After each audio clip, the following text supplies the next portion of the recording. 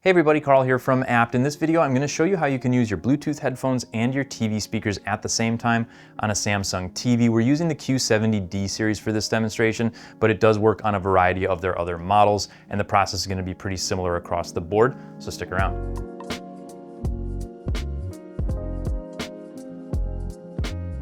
To get started, you'll want to be in the main settings menu where you can access all the settings, not just the quick ones at the bottom of the screen. You'll know you're in the right place if the menu on your screen looks like this one.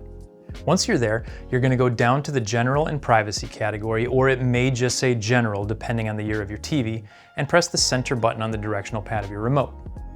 Then you're going to go to the Accessibility option, press that center button again, and scroll down to the Multi-Output Audio menu. Now that you're in here, you'll press up on the remote and press the center button again, and the TV should start scanning for Bluetooth devices.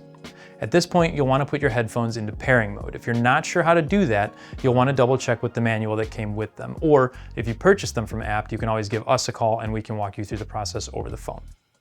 Once your headphones are in pairing mode, the TV should recognize them and you should see them show up on this list on the screen. It can take several seconds for them to be recognized, so be patient with this part. If, for some reason, they don't show up, try going back and repeating the process. Assuming you see them on the list, the next step is to click on them and then click Pair and Connect, and they should pair to the TV. Then you'll just need to click Close, and now you can adjust the volumes on the headphones and the TV to where you want them.